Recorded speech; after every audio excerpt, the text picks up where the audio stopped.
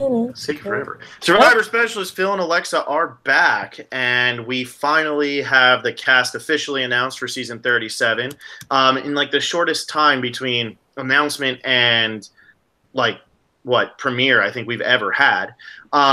So we only have 3 weeks until the premiere. We finally get the cast, and they don't even give us much. We don't have videos of like anybody talking. I don't know what anybody sounds like.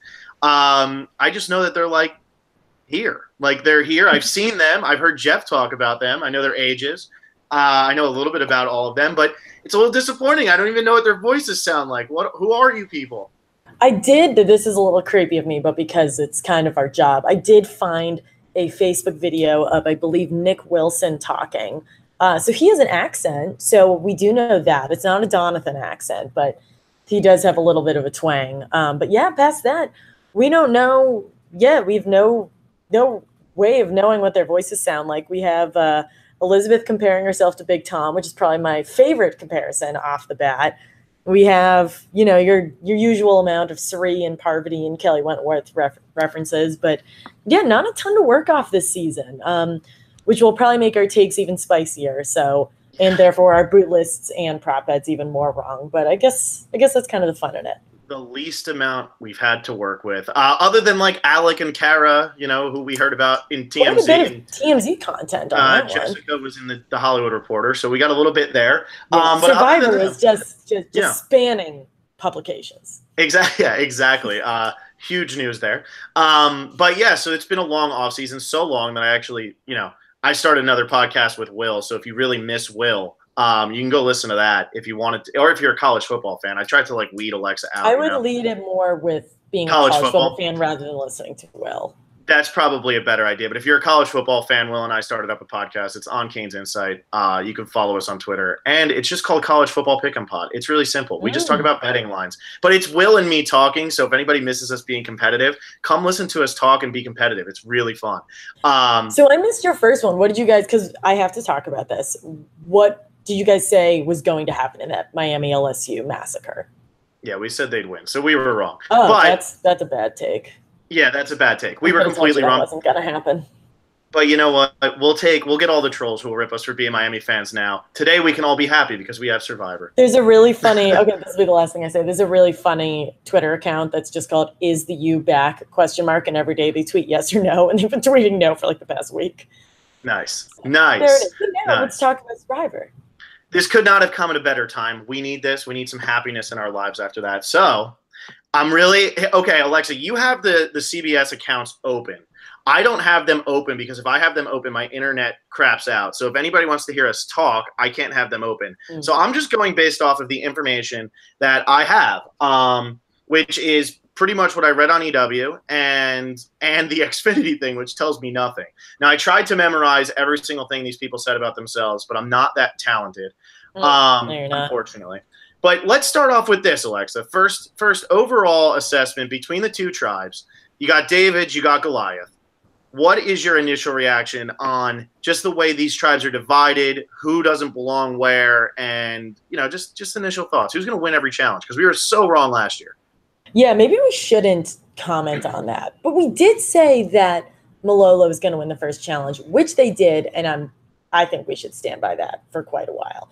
So I told you this right before we went live, but I really like this cast. It is a big quote to the people listening on iTunes, older cast, which I know a lot of people are very happy about. There's only 5 25-year-old models on the season as opposed to 15. There are some really, really cool characters on the season, and a lot of people who seem to have very strong and very unique personalities that are coming out in the one bit of information that we've read. At first, I thought EW is different from the CBS bios. They're not. They're the exact same thing. So we really got minimal content today. Oh, so they are the same. That's perfect. They are the same, yeah. Okay. So yeah, you're all caught up if you read EW. I read EW. Yeah, so you're totally fine there. I think with the concept of the David versus Goliath, and maybe we can go through this as we go through each person, pretty much every Goliath is mostly making sense for me. There's 2 or 3 that are sticking out. A lot of these Davids, I'm not really understanding why they're Davids. The female pro MMA fighter, her name's it's B or by. I'll find out when I hear your voice. B. I feel like she's a Goliath, but I guess you can't have the pro wrestler and the pro MMA fighter on the same tribe, so you have to keep them separate. That's like my thought process on that. But I like the idea. I love the underdog versus the quote unquote winner. But Jeff's description is a little odd, as like some of these people were born into their Goliath status and other have earned it. I guess I'm a little shaky on that, but I like the overall concept. And it's not like all the Goliaths are built like are we going to call him like Mayor of Slamtown? We're going to call him his real name. What are we going to call him? Johnny Mundo. That's like his one. That's his go-to. Okay. Yeah. I knew the Goliath tribe wasn't going to be 10 Johnny Mundos. So, and I knew, there's like Mike White's on that tribe. Like, he's probably not as athletically gifted as him. So I like it. I really like it. I want to say one thing about Mike White. This is the one time I thought Jeff did a perfect job of describing why he was there. I thought this was great because you look at Mike White, I was like, oh, he's a perfect face for the David tribe. I mean, he's pretty much looks like David, right, and everything. But when Jeff explained Mike, he even said, this looks like a David, but here's why he's not. And it's, what has he ever lost in his entire life? And that's a great point. This guy's a successful writer, a successful actor. He's been on The Amazing Race twice. Like, this is a guy who has... Oh, I did not know that. I found that out today. Fun fact. He did not place very well. So I guess you could say he lost at The Amazing Race. And he's going to lose at Survivor, too. But, like, this is a guy who has been very successful. So he's not a Goliath in the way of, like, he's not Johnny Mundo. But I think he was like a David probably at the beginning of his life, who overtook some Goliaths to get to where he is. And now I could see why he's on that tribe. Thought this was a good description by Jeff. There's some people I'm just not buying. I mean, the Davids, I think, definitely have more question marks. I mean, if you look at somebody like Carl, Carl's a pretty big guy. Yeah, B is definitely not supposed to be on that tribe. Even Nick Wilson, now that you told me he has an accent and everything, but like he's from Kentucky. I'm assuming like he's a public defender. Like I'm assuming like this guy's going to probably be stronger than most. But I think that they don't want a situation where one tribe just decimates the other, and they probably want to try to keep this theme alive for at least a little bit going into the season. Yeah, I think physically, I mean, I guess I don't have a good enough read on how everyone looks because I have only seen their either arms crossed or arms on the side cast photo. However, at first glance, it seems fairly even in terms of breakout, but I lean towards the Goliaths in terms of physical strength, but there's also the personalities on the Goliaths seem like they would clash way before the personalities on the Davids. And we can go into this as we go person by person, but all these Goliaths, as you just said, they're very successful and they're very proud of it. And they're very successful for very different reasons. We have a CEO, a pro wrestler, and a screenwriter, and an attorney. Like, they're going to fight a lot. Yeah, and it says Natalie is a publishing CEO. I think that there's a lot. Yeah, I think there's a lot of people with big personalities. I thought it was kind of funny how Alec was played up as like a darling in Jeff's thing. Like he's just like such a great guy, great charisma. And, maybe that's why he did do the whole thing where he was like, I'll just say it. Which, by the way, we didn't really talk much about this because we haven't been on since the James Tell-All. Which, by the way, if you want to go back and get one last look at the Ghost Island cast, which I thought was so funny, Dom and Wendell did their thing today where it's like our days are numbered. But if you want to go back and take a look at some of those tell-alls, they were pretty great, especially for a season that we were really low on. They were really great tell-alls. But completely losing my train of thought. Alexa, help me out. Where was I going with that? Let's talk about Alec and Kara on TMZ. Since when does TMZ care about Survivor? Like, go away. I'm sorry, but like, since when? So I found myself in a horrifying rabbit hole earlier because I went onto the TMZ article, and so they talked about Alec and Kara, however long ago that was. They talked about Jessica, and then I clicked on the Survivor section of TMZ, and it actually had some really fascinating articles. There was the one about Jenna Morasca, who was arrested. I know we decided not to talk about that, but here we are. Apparently she bit a cop when he was arresting her. Unsure of whether or not that's true because it's TMZ, but putting it out there. And then apparently, so Johnny Fairplay is a podcast, but you guys should listen to ours instead. And he used the Survivor logo and started selling shirts, and apparently CBS was a little funky on that. And so TMZ was reporting on that. So they've quite a bit of content on their So it was since Jenna Morasca, though. The Jenna Morasca things would set it off. Yeah, when Jenna Morasca, Alec and Kay, and then Jessica. Yeah. So probably what happened is they realized, Oh, wow, no, Survivor. Katie. What, Kara. You're okay. It's okay. It's day one. It's day one. You have plenty of time to get used to this. But they probably realized, wow, Survivor still doesn't have a lot of fans. And people were probably clicking on that article. So like, well, let's maybe keep doing stuff with Survivor. But like, I'll be honest with you. I don't care that Kara and Alec like said it, put their faces out there. Like we know who half the cast is half the time before that comes out anyway. So it's like, who cares? Like I get they might have broke their contract, but I'm just like, I knew anyway. So like this is good news. Like this is something that I will never be able to get my hands on. But I'd like to read one of these contracts because I don't know what's kosher and what's not. Because people have posted photos together before their cast was announced. And I just assumed it was fine because no one knew who they were.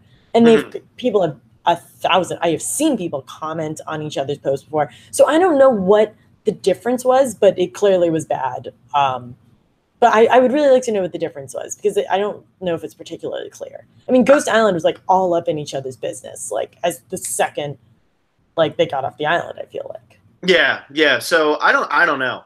I mean, we'll see what ends up happening with this one. But as of right now, without ever hearing any of these people speak, have I heard any of them speak? Well, I've heard Mike White speak.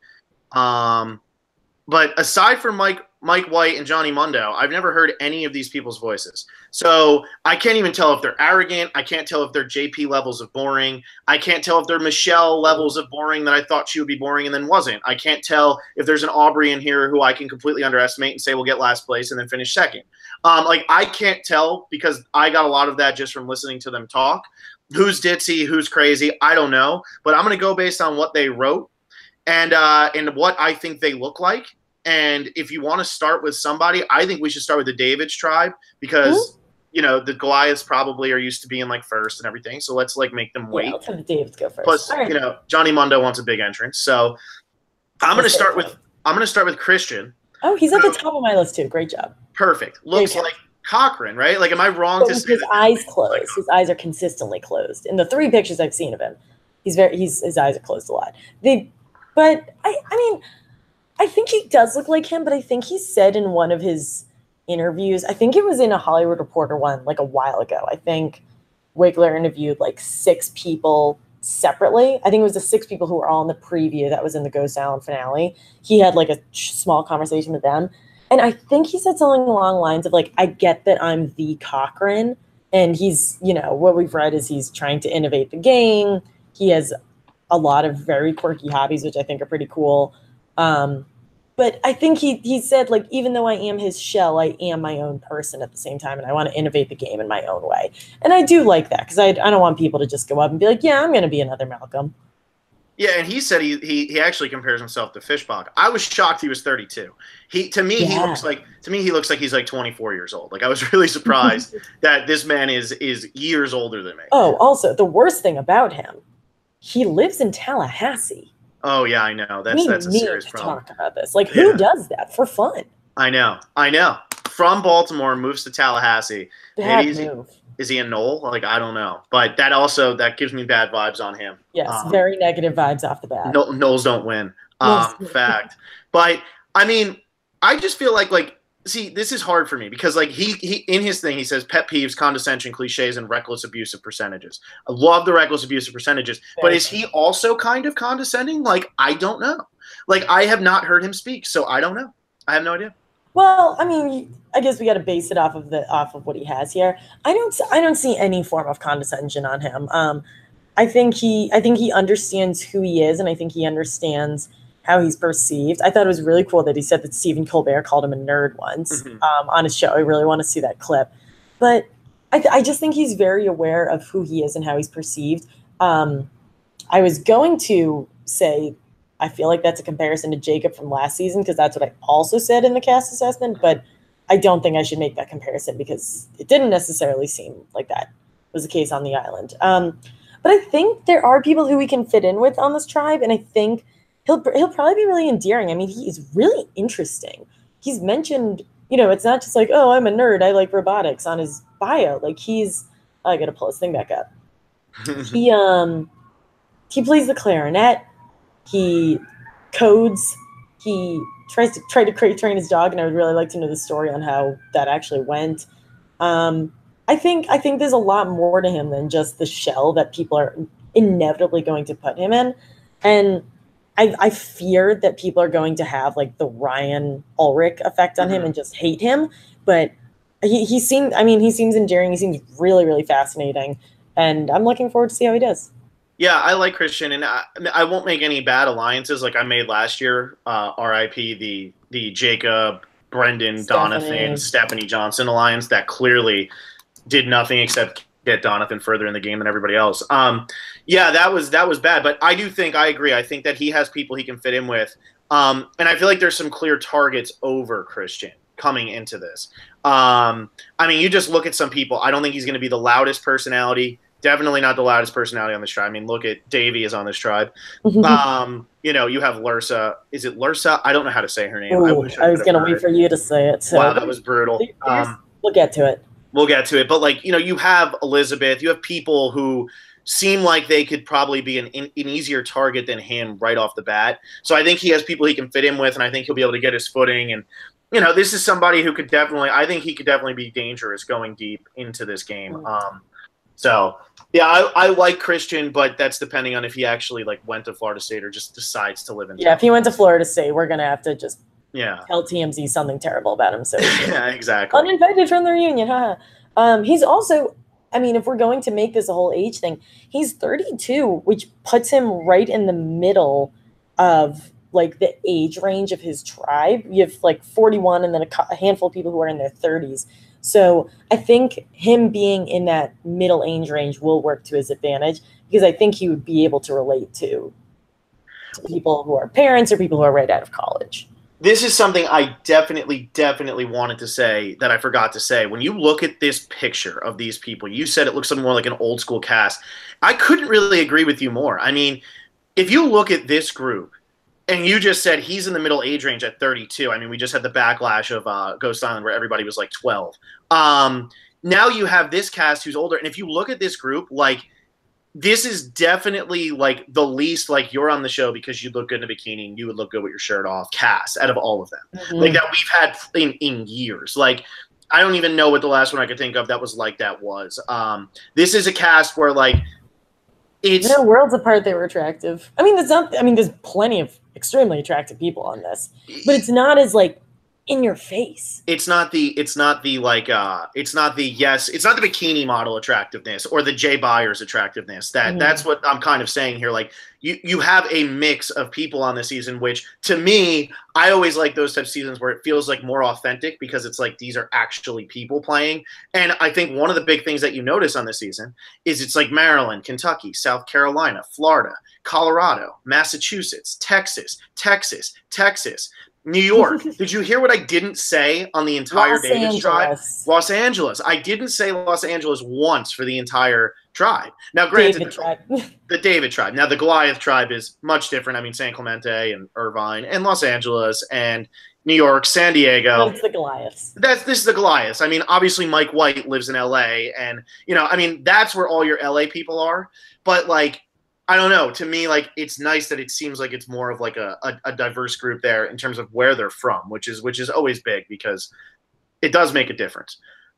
All right. So the next person I have, moving on from Christian, and normally we can do segues and stuff. We can't even do segues right now, Alexa. This is brutal.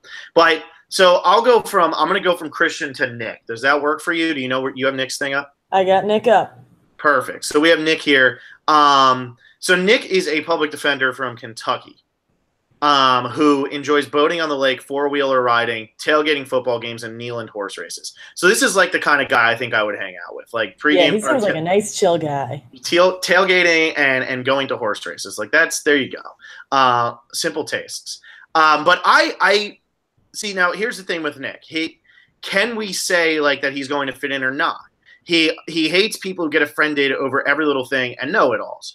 Well, like, you're going out to Survivor when people are starving. They're a lot more susceptible to being annoyed by every little thing or getting, like, offended by things. How is he going to fit in on this tribe, you think? For me, I think I took these pet peeves into account last season. Like, I mean, I guess Lauren Remmer wouldn't be a great example because her pet peeves actually did come out. Mm-hmm. But a lot of people have very obscure pet peeves. His are like fairly relatable. From the like less than 4 seconds that I heard him speak, he had a very calming demeanor. I think his biggest thing will be the fact that he's a lawyer. We always see lawyers have issues, whether they be in law school like Bradley or whether they be Jessica from Millennials versus Gen X. They pretty much always lie about being a lawyer. And I think being a public defender is probably a little bit different. And I think it helps that he has like this really chill, down to earth, like let's just get a beer and hang it on a boat kind of vibe. I think that will play up, that will come out more than his quote unquote lawyerness. So I don't know, but yeah, those pet peeves are pretty, like those are definitely going to come up, but he doesn't seem like, and again, I've nothing to base this off. He doesn't seem like the kind of guy to, like, if someone's bothering him at camp, that he's going to start the fight. I see him as the one to walk away, which I say that in a very, very good way. Yeah. No, that always is a good thing. I mean, he seems like he's just a chill, like, he calls himself the redneck lawyer. So you know what? He seems like a chill redneck. Like, honestly, if you could have 3 things on the island, a cooler beer and a radio. Like I want to hang out with this guy. I feel like we're in a Zach Brown band song, and it's Nick's life. Like that's what I feel like right now. So like exactly. And plus now we get like more mama. I can't even say it because I can never. There's no way I would ever be able to pronounce it like Donathan did. But how he would say like Mima or Mama, whatever it was. Yeah. We're getting more of that because he says his inspiration in life is Mama Joan. So like we're gonna get more of that. Maybe that'll be like our new Aunt Patty. Oh wow, Aunt Patty's got to run for her money now. See, the thing is with Nick is I think he can benefit from kind of fitting in with everybody. It always happens. People think people from with like the Southern accent and everything won't be, they're going to underestimate them. I mean, I think Big Tom was like, one of the first people who was truly underestimated because like, oh, he's got that Southern accent. Big Tom's just a big fool. Big Tom knew what he was doing in Survivor Africa. He knew what he was doing. He just ended up being, on the wrong side of the Ethan and Lex bromance. Like he knew what he was doing. And I think that's something you constantly see. Like Keith Nail, he might say things where you're like, what is he talking about? Like, why would he say stick to the plan? But that doesn't mean you're dumb. Like, Keith Nail finished 4th twice and wins San Juan del Sur if he gets to the final 3. It's amazing how people underestimate an accent. Exactly. So I think that can help Nick. And I also think the thing with Nick is he looks like people who are on – he looks like somebody who could have been on the Goliath tribe. And as somebody who – he's a public defender. I feel like that's, something. I mean, isn't there an attorney on? Yeah, Jeremy's an attorney. Yeah. So like, I feel like I feel like he's somebody who can get along with like a lot of different people. I don't think he'll have a problem fitting in on this tribe, especially if this tribe loses the first tribal council or goes to the first tribal council. I think they're going to lose their first challenge just looking at them. And I think that they'll want to keep somebody like Nick around for strength and, because he's probably going to be a likable guy. And additionally, he had a really good answer to what's your reason for being on Survivor? He said pretty much everyone plays for the adventure, the money, and the fame. And he said fame has no interest to him. His secondary motivation was the money. And the first was the adventure. So this guy seems like he's actually out there to just kind of hang out. Not just hang out, but just enjoy it for what it is. So in terms of him winning, I think, pushing it to the intensity, like pushing his gameplay to the intensity that it's being played right now, I think I'm not seeing that as much out of what I read about him, but he seems like the guy who everybody's going to like. So if he gets far, I mean, he could very easily win, but he seems kind of like the fun guy that I would want to go to after I'm like heavily strategizing and I want to go like tan on the beach after. Yeah. Exactly. Like he just seems like he's going to fit in with a lot of people. I think he could like to everybody. I get a good vibe from him. But then we move on. The next one I have is Davey. Are you good to move from Nick? I am very ready for him. Okay. So Davey, this guy is wild. Great. So he has been proclaimed the social media guru among his closest friends because he knows every trick and trinket. Posting at peak hours to maximize the amount of likes you receive. Guaranteed responses from females via direct messages. Parentheses, how to slide into DMs, in case we couldn't figure that out. Not to mention providing grade A entertainment via video stories regularly. This guy seems like he's going to be very fun on the show. How is Davey going to fit in, though, on this tribe? Because I just feel like he might be too much for some people. Either they're going to love him because he's so much fun, or they're going to be like, oh, my God, he is not self-aware at all. That is you reminded me, that was what I wanted to go back to on this overall cast. A lot of these people are going to be love him or hate him kind of people. Yeah. And he is one, I thought he was hilarious, but every single answer I was like, what? So he breeds Siberian Huskies, which is extremely cool. But he kept talking about his pack, and I kept thinking he was talking about his future tribe. And I was like, that's so weird. Like, why is he talking about them that way? And then I realized he was talking about his pack of wolves that he apparently owns. He was fascinating. His 3 words to describe himself were uncommon, adventurous, and calculating. Like, that could be those could be 3 words to describe like a serial killer. But also this guy. Like, his social media rant, like I saw on Reddit, everyone's like, this guy's such a womanizing douche. Maybe he is, but I thought that was hilarious. And also, I'm going to put it on the table. I post my Instagrams at peak hours, so I get enough likes. And people don't pretend like you don't do that either. So, I'm not sliding into DMs right? as often as, I mean, it's a thing that happens sometimes. Yeah, don't lie. Anyways. Yeah, don't lie over there. Okay, we didn't say this about Nick, too. Nick, he said he's most like JT, which I buy. This guy says he's a lot like Jeremy, Tony, and Adam. Now, here's the thing. That is random. Gotta love it because it's Adam, Adam, our OG over here. But, so, why? He said because of Adam, because he was like a family man or something. I think he just wanted to name 3 winners. Like, I honestly think that's all he wanted. Excellent point. I would say out of the 3 of them, he wants to be like Adam and he wants to be like Jeremy the most, but he's probably the most like Tony. That's my guess. And that is a great thing for Survivor. I think he's going to be very in everybody's face. I don't think he's going to have the subtlety of Adam or Jeremy. I think he's going to be great on TV if he lasts 3 days or if he lasts a long time. I think he's going to be really entertaining. I just don't think he's going to have the subtlety of the 2 winners, 2 of the 3 winners he mentioned. He's going to be like a bull in a china house like Tony. Yeah. I mean, God, I'm just reading this guy's description and it gets more ridiculous. If you could have 3 things on the island, what would they be? Harmonica, interesting. Davy Crockett, very odd. And then his Bible, which is quite nice. But the first 2 are so obscure. I know. Right. He reads the Bible. That's so nice. This guy, I mean, I feel like on his tribe, people are going to be quite frustrated with him, but I will enjoy the ride for as long or as short as it is. But this guy was a great casting choice. I mean, this guy is just ridiculous. Yeah, I agree. All right, moving on. Finally to our first woman. By the way, I'm going off of the Xfinity thing because I couldn't do segues because I didn't know anybody. So I'm just going to go in that order. And the next one they have up is Jessica Pete, who we've all heard of coming into this season. At TMZ. Yeah, at TMZ, at The Hollywood Reporter, at everybody.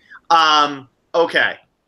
That was a couple years ago. We're talking about Jessica for Survivor. We're not talking about that. She just had a picture posted today of her with Jay. There's a couple of Millennials vs. Gen X connections on this season. So this is one, I guess. I don't know if she knew Jay before or if it just happened after. But she's from Lakeland, Florida, which, isn't too far outside of Jay's stomping grounds. And she is a waitress. She is 19, which she's probably going to lie about how old she is. And I will say I don't know how I feel about Jessica, but obviously if you had to say somebody who was put on this show just because it was like we need like the bikini model-esque, I think it's Jessica. But is Jessica going to be more of like a Julia, or is she going to be like Natalie Tenorelli where she gets no screen time? Like, which one is it going to be? Well, if we're going to get all production-oriented, she's probably going to be Natalie Tenorelli because I think they're going to want to not spend a lot of time on her for external reasons. Mm-hmm. But the first thing that stuck out to me is her pet peeve, and I think a lot of people are going to comment on this. Her pet peeve is when people say bless you after someone sneezes. Not saying bless you. Not saying, oh. Yeah, so that's not that weird. Oh, good. That's very nice. Yeah, that's normal. Oh, I'm going to take everything back then. Because at first I was like, I recently sneezed at work and no one said bless you, and I felt extremely uncomfortable for the next 10 minutes. Like, people need to say bless you. That's just the way it goes. Okay, so that takes away like the 10 minutes of conversation that I had about her. So she's a waitress. I'm also under the assumption that she's a student. I think I saw that when the cast was leaked on Inside Survivor earlier. I think, and this isn't in reference, this really isn't in reference to her tweets, but she seems like someone who's going to go out there and be 19, and I really hope I'm wrong, but this is a cast where you probably don't want to be 19 because there are people in their 30s on this cast. There are people who are in their 40s. The next youngest person after her is 25, and I'm 25, and I don't think I can relate to a 19-year-old as well as I could relate to like a 32-year-old. So I think that will be her biggest hurdle will be finding someone to relate to on her tribe. She and Gabby don't immediately hit me as two people who had hit it off. But I don't know. I couldn't get a good read on her in her bio. And I'm not seeing anyone who she could immediately relate to on her tribe, which is what makes me nervous for her. Yeah, this is like one of the rare instances where the 19-year-old actually sticks out. I mean, normally the 19-year-old is like just blending in because everybody's so young, but she actually stands out here. And like you said, because the second youngest person on her tribe is Gabby, the third youngest person on her tribe is Nick. It's not like she's gonna be running around hanging out with the two of them, I feel like. No. So here's my favorite thing from her bio. Stephanie LaGrossa is her inspiration in life. Because her goal in life is stay positive no matter the situation. And she references Guatemala. Now, name one part of Guatemala where Stephanie LaGrossa was very positive. Because it doesn't happen very often in that season. So that's true. However, I'm going to spin that into a positive. When was the last time someone mentioned someone from Guatemala ever? Me. So this girl, okay, well, in my 9,000 word post over the summer, which if anybody didn't listen, go find those. Go find those. They're great. They're so long. Give us impressions, please. First of all, that was great. Second of all, like, when was the last time someone was like, I don't want to be Kelly Wentworth. I want to be Stephanie from Guatemala. Well, she wants to be Sarah from Game Changers. Yes. Which, I mean, those are two, like, strong-headed might be the wrong word. Like, they both ended up going pretty far. Like, those are two. Stephanie went far. Very strong females. Very strong-willed females right there. But those are two people. Like, if I haven't watched Survivor, like B, her first season was season 35, and she compared herself to Ben because Ben won and Ben's really cool. Like, this girl, she may be 19, but she clearly watches Survivor because if you don't watch a show, you are not immediately going to reference Sarah, Lucina, and Stephanie. So I'll give her that. This girl clearly has some bit of knowledge about the game, and that I think could be a big saving grace for her. Yeah, and another thing, like, I know it came out after she was on the show already, but, you know, if she's trying to say she's like Sarah Lucina from Game Changers, maybe she learned from her past, and now she's, you know, she's older now. She's not as immature or just trying to do things for attention like so many young people do on social media. And she's like, maybe she's learned from it. And she comes out and she plays a pretty damn good game. I mean, it could happen. You know, remember how much you crapped on Michael last season? I do, and you know, people change. I mean, it's like you know, things do happen, and I think that, you know, maybe this Jessica Pete at 19 is different than Jessica Pete at 16 or 14 or whatever the hell it was, and maybe she comes out here and she plays a pretty good game. Now, that being said, she says that her personal claim to fame is being able to play this show. Well, like, you would hope that you had something a little more interesting than that happen before in your life. I mean, granted, being on Survivor is great, but like, you know, you have to have like some other personal claim to fame, right? Don't most people? I don't know what mine would be. Is that bad? I mean, I can think of a couple things. Yeah, you would come up with something other than like Survivor. I feel like I would do something snarky because if I put something real, like some people put their real thing, and I feel like everyone's like, really, that's the best thing you got. So therefore, I would put something snarky. Like what I just did. Yes, that's exactly. Yes. Or I think Allison said like finishing her unlimited breadsticks. Like, that's funny. Is it though? Get to her. I think that's funny. I guess you have a different taste. You have a different taste in humor. I've also never been to an Olive Garden, so I guess I don't know. You've never been to an Olive Garden? Wow. No, my parents never let us go to Olive Garden, which I think was a good thing. No one has ever said anything good about Olive Garden except for their breadsticks. If the Pappas family is listening, what did you do to your daughter? Look how I turned out. I didn't eat any Olive Garden. I'm a mess. You would have been so much less of a monster had you eaten Olive Garden. All right. So I think we move away. Do we move on from Jessica? Have we said Let's enough do about it. Jessica? I think I'm good. All right, let's move on past Jessica. Let's go to Gabby. Gabby, I want to love Gabby on this season. I really do. She's gonna be she's like the she'll be preseason fan favorite. I agree. I think because of the relationship, the correlation between like her and Aubrey. I mean, we didn't hear her talk, but if you look at her, like she just has that like that Aubrey-ish vibe. And she says she's like Aubrey, she's like Dawn. And then she says she's like Parvati if she were bad at flirting and only nerdy guys liked her. So see, that was funny. I love that. No, I love that. See, we're on the same page with this one. That's why I want to love Gabby. Do you know who Katie Nolan is from ESPN? Katie Nolan. Do I know who Katie Nolan is? Google her real quick. If you take off the glasses, I think she looks like a spitting image of, not a spitting image. She looks like a smaller, younger Katie Nolan, which is a great comparison because Katie Nolan is like one of my favorite TV personalities ever. And she seems okay, the number one picture that comes up. Of course you like her. She's wearing a Patriot shirt and spitting she also Miller Lite. Happens to be from Massachusetts. Yeah, happens to be, by the way. Really funny. Has nothing to do. Every picture is this girl in a Tom Brady, some form of Tom Brady jersey. Yeah, but she's also on ESPN. And ESPN does not like us.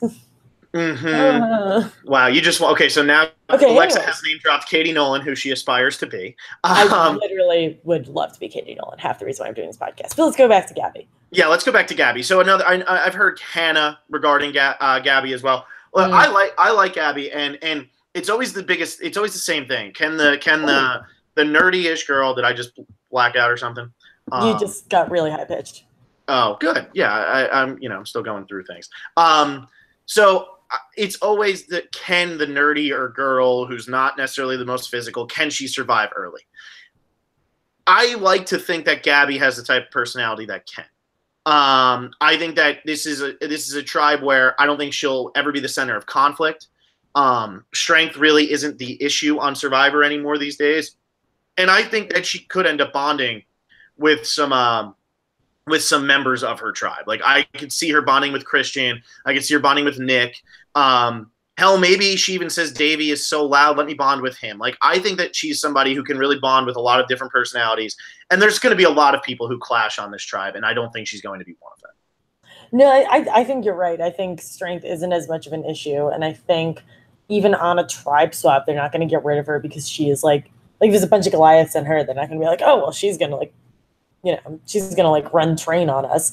But I think she's likable enough, and I think she's funny and personable enough where she could relate to everybody. I think she and Nick both have that in common, even though she has she's kind of going for the nerdy, quirky thing. I think if you get her alone, there's probably a lot more to her than just that. I think she'll be okay if they lose the first challenge. I'm more concerned for Jessica if they lose the first challenge. But she did say, I am a little nervous about the Dawn comparisons. I like Dawn, but I understand the crying thing is very off-putting to some people. She did say she wants to learn about herself in this game, and in any other world that would be a positive. But I think in Survivor, it can be a bit of oh, well, she's going to just do all these crazy things that could seem erratic because at the moment she thinks it's the right thing to do. I could really be stretching here, and now that I'm talking it out, I think I might be. But that stood out to me in an odd way. Yeah, I mean, I think that I don't know. I don't think that she's gonna ride coattails or anything. I think that she's somebody though who unlike Aubrey, you look on her thing and what's your personal claim to fame? Going from being a couch potato to an adventure seeker who gets off the couch to hike mountains over 14,000 feet. Yeah. I don't even want to hike a mountain that's over 30 feet. So yeah, that's hard. No, that's hard. That's terrifying. Who wants to be 14,000 feet in the air? Anybody who does that is crazy. That's pretty badass. Yeah, so that's what I mean. She might try to play up this nerdy thing. She might try to play up this emotional thing. But I think that she's a little more confident than she's letting on here, and I think she's a huge fan. And I think she's more self-aware not than she's letting on. She says she hates people who aren't self-aware. And she hates people who are wrong about facts but think they are right. So, hopefully she doesn't call anybody out for that, which I don't think she will because she's self-aware. I think Gabby's going to do pretty well here. Who knows what happens with the tribe swap, which is what always makes it fun. We do our bootless game and everything like that. But I think she's going to fit in well here. Yeah, I think she'll do well. This tribe, no one is obviously like there's no one who's sticking out to me other than Jessica and Davey as people who can like those are the two who are really I'm not sure who they're going to gel with. Everyone else I can kind of find someone to pair them off with. Those are the only two who are throwing me off. See, I kind of disagree because the next person we're going to talk about is Lursa. And Lursa and Elizabeth, I think, are two that I'm not sure who they're going to pair with. And maybe they pair with each other. Maybe they get in with Pat. Elizabeth is going to be amazing. Yeah, but like Lursa is somebody. She said Jeff said in his cast assessment that she said that she was a David because she's from Puerto Rico, which I find very interesting. And you know how she's an airline agent. She's the one who currently lives in Boston. If it always sticks out when you look different on Survivor. Like right away, that's always something that people just look and go, "Oh, who are you?" And on this tribe, she's the one who looks different. Like she's the one. She has the purple hair. She has the tattoos. Like she looks different than pretty much everybody else on her tribe. She has tattoos. She does. Yeah, she has tattoos. Oh, see, this I couldn't. You can get better pictures, Alexa. I only have her headshot. Oh man, see, I have the Xfinity thing. You can see her arm. So I think that she might stand out for that. Now, granted, like she has the nose ring, she's wearing a toucan shirt. So, but like we've also seen people like Zeke who stood out on his tribe. Shirts. You know, Zeke had the big loud shirt and he had the mustache and everything. So I think that like you know you can obviously fit in on your tribe, and I think that she has a good chance of fitting on her tribe. I just worry like my biggest thing is like her on this tribe first challenge. If they lose, if she doesn't do that well in that challenge, this is probably somebody they look to just because. Like and granted, she'd come out there and kill it on the island and just get right into it. You know, get right into alliances, get right into talking to people. Like she could absolutely kill it. But based on the fact I've never heard her speak, I just look at it and say this is probably somebody who sticks out to people. Like last year, everybody was saying we want to work with Brendan, we want to work with Brendan, we want to work with Brendan, just from looking at him. I don't think as many people would probably be saying that about Lursa. So, I agree. I get that, but I think hopefully this Xfinity stuff eventually comes out because not Xfinity, excuse me. Like as these first one out articles and podcasts come out, I like base literally everything off of that, which is probably why I only get so far in these games. But I love those because they have everybody else look at a picture of them and say how they feel about them. I think there are some people on her tribe who would find her relatable because I think what they're trying to do with this Goliath tribe, they're trying to make them like all the very successful ones. These David tribes, they're trying to make them a bit like the no-collar tribe. So I think people are going to not necessarily find her relatable, but see something that they have in themselves in her. But I mean, I get what you're saying. What's her face from One World? Like Courtney Moon, they put her in that hat. And like, yeah, she ended up breaking her arm, but I don't think that helps that they like had her wear that hat. So yeah, exactly. Seemed extra weird. And like, this is different because like, I don't think they told her to dye her hair, but I don't know. I'm cautiously optimistic about her. The only thing is like, I couldn't get a very good read on her. Like nothing in her bio was particularly sticking out to me, except that she was from Boston or lives in Boston, which is cool.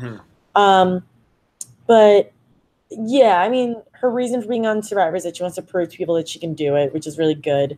But I want her to come out strong. I want her to come out wanting to make relationships. I don't want her to play a kind of backseat game.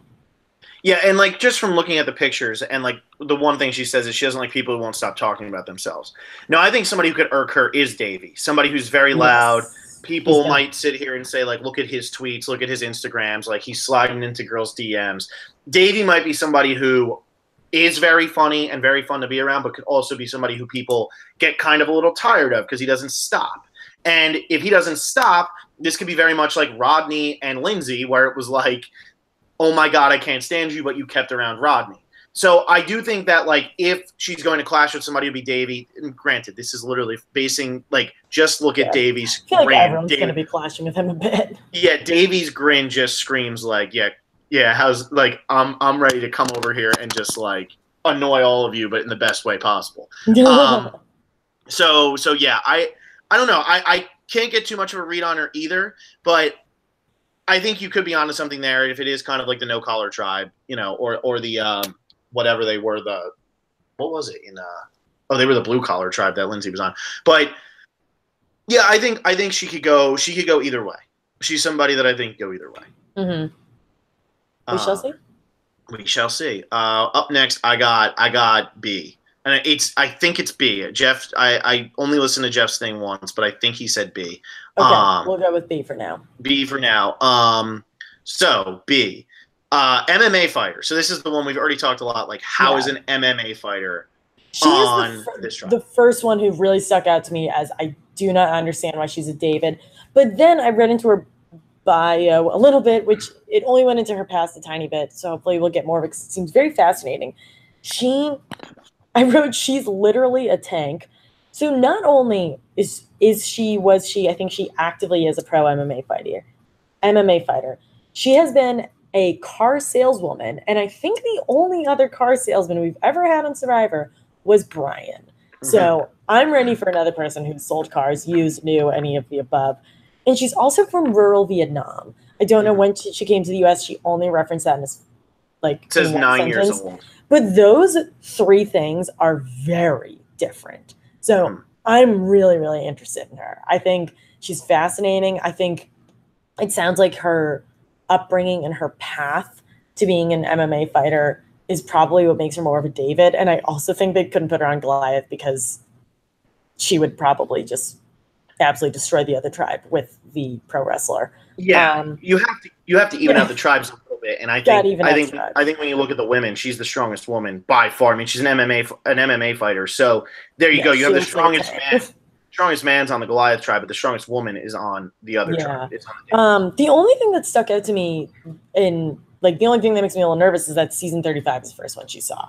And this season, I guess, isn't as obvious as Ghost Island, where you need to be a huge fan. But we're now at the point in Survivor where if you haven't seen like every single season, I'm a little wary that you don't know how the game is played. But she seems to know how to play real life Survivor.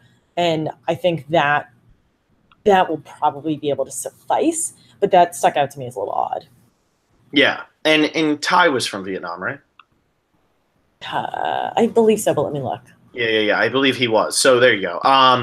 Well, with B, I think you're right that, you know, she was put on this tribe because of her story more than anything. And you do need to even this out a little bit.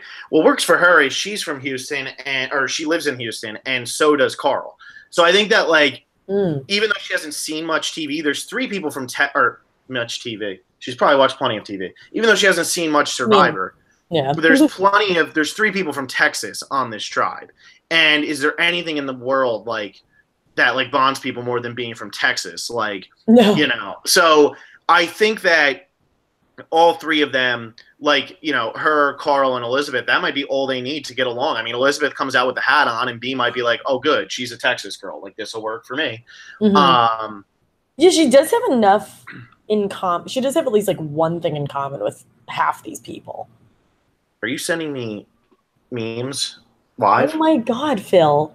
Oh my God, you just call me out like that? Are we live and Alexa sending me memes? So you didn't I'm sliding into your DMs. Oh my God. Davey's thing. I got to hear what Davey would say about that. Like, how does he feel about sliding in while doing a podcast live in front of? I think he would respect that game. 70-something viewers. We dropped down to 66, probably because I'm DMing you. Probably because you DM'd me. Yeah, let's get back into it. She and like Elizabeth, Davey and Elizabeth were the ones that really stuck out to me on this tribe. Like, I am super excited to see all three of them. B was the first one that I read. So I'm pretty into her. I'm very excited to see where she goes. Yeah, and then we can go right. See, here's the first segue. So she said she's like Ben. Larsa said she's like Sandra. Now let's jump over to the next person from Houston who lives in Houston now, from Beaumont. But Carl, who's 41, which should make you ancient on Survivor, right? Doesn't really make him that old, though, comparatively. He's not the only 41-year-old on his tribe. Isn't that crazy? Like, look at this. This is what a wild life we're living. Survivors are getting older. Crazy stuff. So yeah, we have Carl, the truck driver, who also lives in Houston. Other than the connection with B, what do you got on Carl? So I wrote, he seems level-headed, calm, and a family man, which I think will be good because I think people will look to him. But he did not give me much. I could not get much from him. He's a truck driver, which I think is interesting. He's from Texas, but he seems to have a very calm demeanor, which I think is a very good thing. And so, you know, now that I'm talking this out, at first I was like, I don't know, he seems kind of quiet, but I think there will be. I think people will want to work with him just because he, like, if I met him, he seems just like a nice family man. He kind of is giving me the Nick vibe in terms of just like a cool guy to hang out with. But I can't get much more than that on him. All right, can I say that he also has the greatest reason for why he thinks he'll survive Survivor? I feel that I can outwit, outlast, and outplay everyone else. That is just taking the slogan and saying, CBS, here's your answer to your question. Like, that is so. I think because he was one of the first ones I read, I was like, ugh, and then moved on. But I guess that is a good point. That is pretty funny. And I think you're right. I think he's going to be level-headed. You know, I don't think he's going to be an early target. Yeah, I just think he's going to be a likable guy. And if he's going to go out there and work hard, then that's all he's going to need. You know, he's just going to have to go out there, work hard, and I don't think he's going to do anything to really rub people the wrong way. Like, you know, somebody like Davey's going to be running around loud. I don't see Carl being loud. I could see Larsa maybe being a little loud. I could see Gabby, if her neuroses comes out, if she is like Aubrey, then maybe she's a little bit louder. But I don't see Carl really rubbing anybody the wrong way right off the bat. He says he's going to be like Sari, which that's like, is that the only? She turned out okay. Is that the only cross-gender one that we have? I think that might be the. No, we have B and Ben. B and Elizabeth. Elizabeth wants is Big Tom. With Big Tom, that just works. I love it. It's beautiful.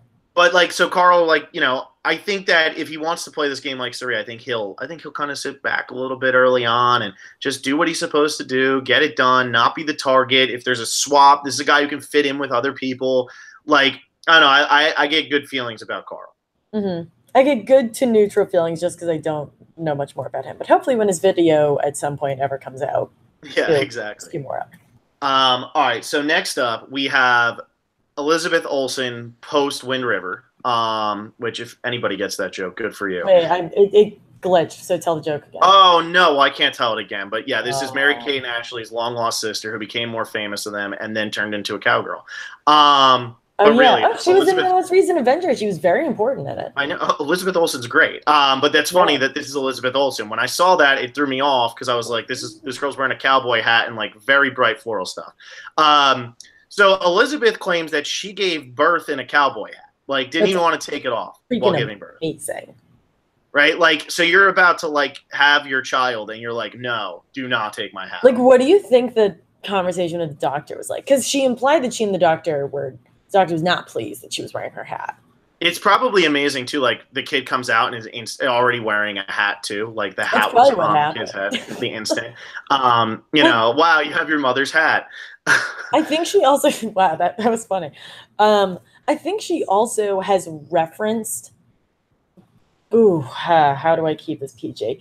Birthing and things around birthing more than anybody ever has in their description. Because not only did she push out, it sounds like 2 or 3 kids while wearing a hat. Her personal claim to fame is being a mom. I pushed 2 girls out with no pain meds. I was a beast. Like, this girl is going to be hilarious. And I'm sure she might rub some people the wrong way. But I want her and Davey to become best friends and just be ridiculous together. She, like, I loved her. I read her thing like 3 times because I couldn't get over her. Yep. She seems very passionate. She seems extremely positive. I think her age, I mean, she's not even that old. She's 38. She's 31. But she's 31? Am I being lied to on? No, she's 31. Yeah, she's 31. Okay, no, I was lied to. She's 31.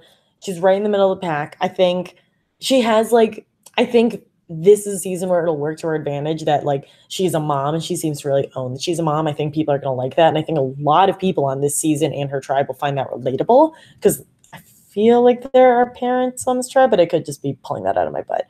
Yeah. But then I think even the people who are younger will look to her in that way. And I think she's quirky and I think she's probably relatively odd, but to me, she seems like a good kind of quirky, like not a I can only spend so many hours near you, Quirky, but I think you're really endearing and I want to spend more time with you. And she compared herself to Big Tom. Like, I don't think anybody has done that since Big Tom was on the show. Yeah, exactly. I mean, I would wear my genuine wool-lined raccoon hat to church when I was 11. Doesn't like lazy people, boring and dull, pisses her off, and whiners. I can't stand whining. So I think Elizabeth's great. I think she's going to be so much fun. I mean, this is what you want from a bio because you can get so much from it without even hearing her talk. Like, I can hear the accent in my head. I can hear her like just laughing as she's saying all of it. She says she like Big Tom and Sandra. I just think that she could really, like, I think if anybody's going to rub somebody the wrong way, she could really do it because she could be loud. Somebody starts complaining about something, she could be loud. She doesn't like boring people. That's So I said Lursa would be the one who would fight with Davey. Maybe she's the one who could maybe get annoyed by Davey, get rubbed the wrong way. But I do think that she has a really good chance to fit in pretty well on this tribe, where she has Pat, who's 40. Carl, maybe she kind of goes towards. I think she goes towards the older crowd, but I think she can also get along with the younger crowd. Mm-hmm. I don't want to say she's like Debbie, but you know how Debbie was able to kind of cross that bridge? Debbie always gets played up as like a horrible player. But Debbie was able to cross that bridge and like have Joe in her back pocket and also make Aubrey like her enough to keep her and Joe around. Yeah. She made the merge twice, like bad players. She made the merge twice, really exactly. So I think that Elizabeth could maybe be like a Debbie where she can get along with both sides because she's a little old, she's a little zany, but she's a little old. She's 31, but I think she's just zany enough to probably fit in with whoever she needs to fit in with. Mm-hmm. Yeah, I'm super excited to watch her. Yeah, I think she's going to be good. Also, I don't know what her job is because it just says kitchen staff, and I don't know what that means. I don't know. So cue Denise Lunch Lady vibes. Yes, exactly. Yes. And then the last member of this tribe is Pat Cusack, who, when I first heard and saw him, I was like, that should be a Goliath. And then the first thing you hear about him is that his mother was paralyzed and that he didn't have his father was never around. So I'm like, okay, well, this makes sense as to why he's on this tribe. What is your take on that? So I couldn't get much from him, which is odd considering that he was the inspiration for this season. Jeff met him. So they've been toying with the David versus Goliath theme for a while. And maybe Jeff is just saying this, but he met him and he said, this is a David. We're going to do a David versus Goliath season. That's a lot. Like, this guy better do pretty well. They said, I don't remember what the full story was. I'll have to find it, but it sounds like he had never been on a plane before he'd gone to these casting finals. And so I think Jeff saw something in him. He seems like a very inspired, very hardworking. Like, he gives off the fatherly vibe, and not just because he is a dad, but he does seem like he sounds like he's had to be independent for a very long time. He's had to work for what's his. And I think that's really admirable. And I think that will get him to do well. I am unsure of whether or not he has a strong personality. Nothing really came out for me in his bio. So I'm not sure if he's going to be like, I can see him being both sides of like the Ben, like how Ben was kind of hardworking, could be quiet at times, and then Ben was like flipping out half the time, just like really, really frustrated at the end of the season.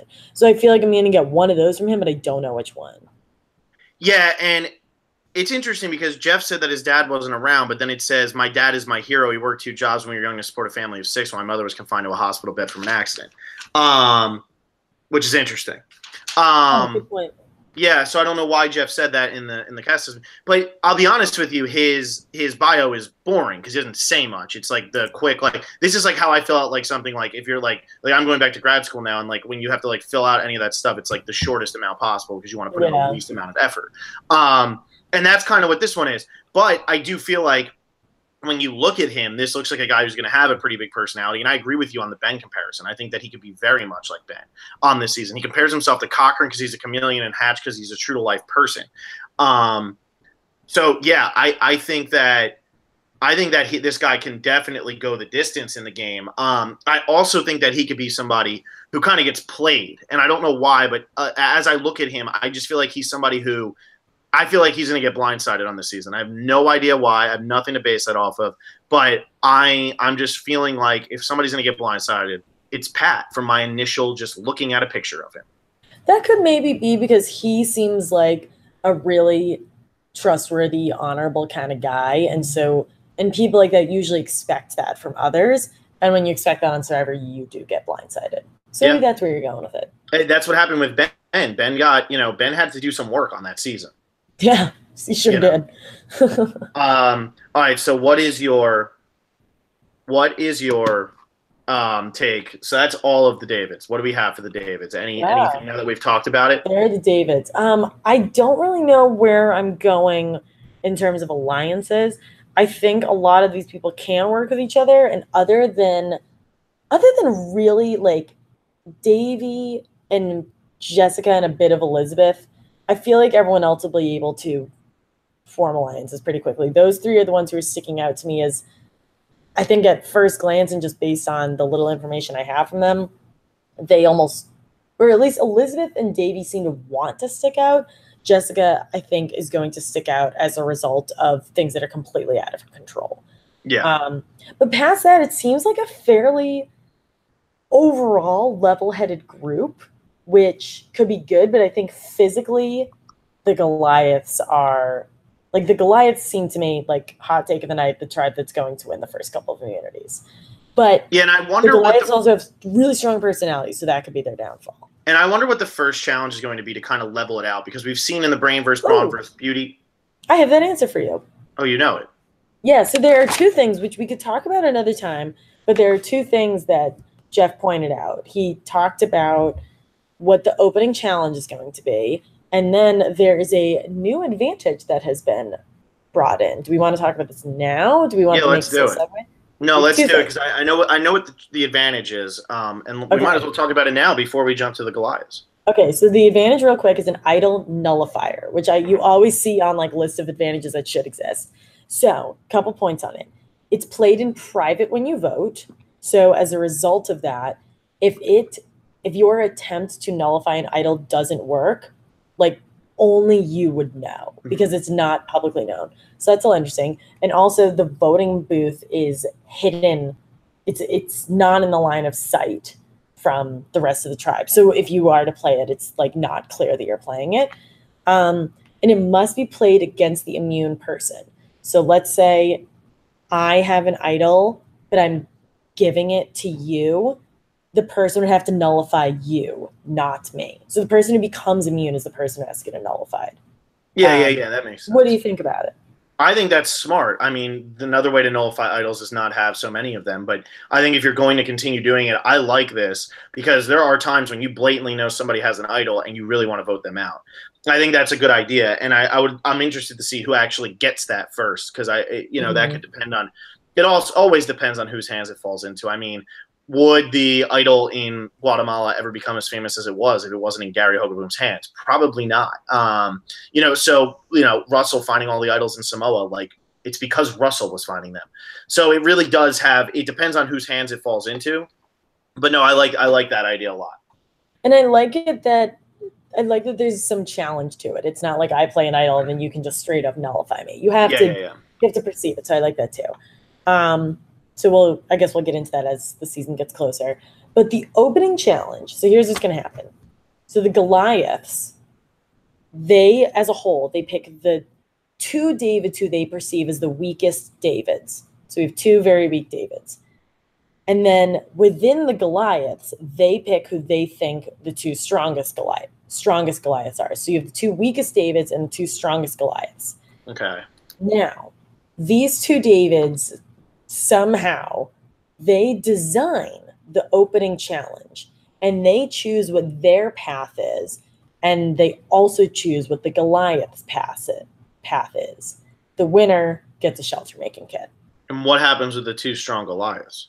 So these two pairs, they compete against each other in this challenge. Only the Davids get to choose the route that they go down, and the Davids are telling the Goliaths that they have to go down their own kind of route. So there's only two people doing the challenge. Is this the immunity, or is this four people? Two Davids, two Goliaths. So, but is this the immunity challenge? This is the opening challenge. Okay, so it's just the opening challenge. Okay, I like that. That's better. I thought this was like the immunity challenge. Like, oh my god. No, sorry. Well, that's what I meant. Like how, like that's a really cool idea. I like that idea. I think that's a good idea. My biggest thing is how are they going to level the playing field throughout? Because we've seen in Brains vs. Bronze vs. Beauty, we saw the in the first time that type of season ran, we saw the Brains lose the first 2 challenges. In the next time we saw the Brawn lose the challenge with oh my God, Darnell going home. And so it's going to be interesting to me to see who kind of goes, like in Heroes vs. Healers vs. Hustlers, it was the Heroes who lost, which was kind of that was like the Brawn tribe.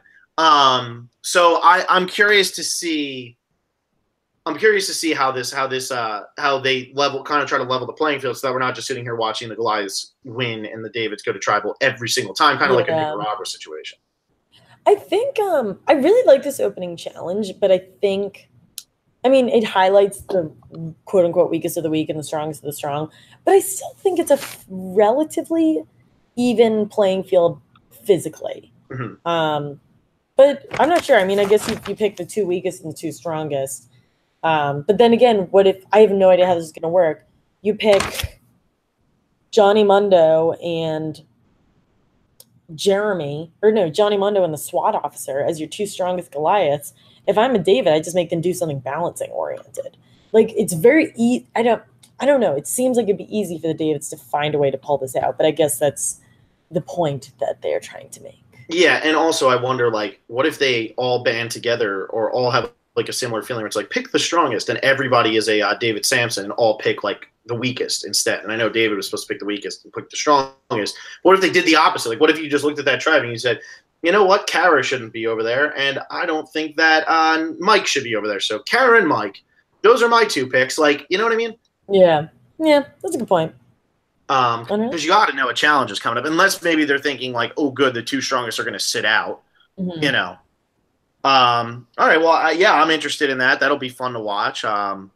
Yeah. So I like that. Now we can go to the Goliath tribe. We have 10 people left. Alexa, I think we've been going for over an hour here. So we have cast assessment day, always the most fun one. My biggest thing for the Davids, I will say, I think my 3 favorites from the Davids, just from looking at a picture, are Davey, Gabby, and Elizabeth.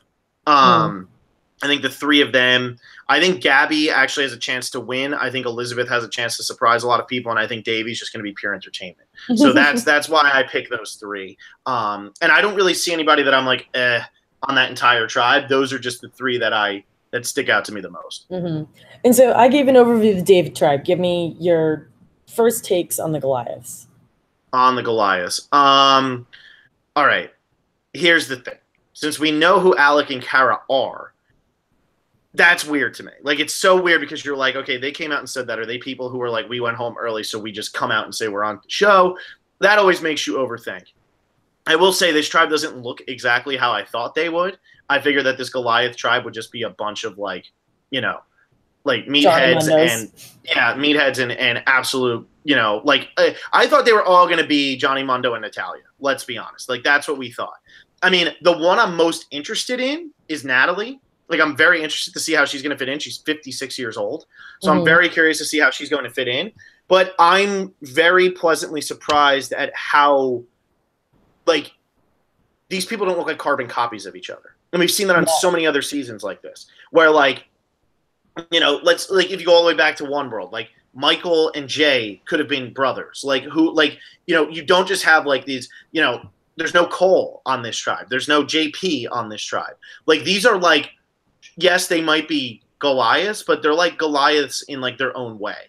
And like, other than Alec, is there anybody on this tribe who's like, I would say Alec is probably the only guy who's on this tribe for the looks. And I would say that I don't even know, like, in terms of the women, like Natalia probably, but like, those are like the types of people that you thought like would eat up this entire tribe. I would have never expected to see somebody like Natalie on this tribe, which is a pleasant surprise. And I'm very excited to see how this whole group works together.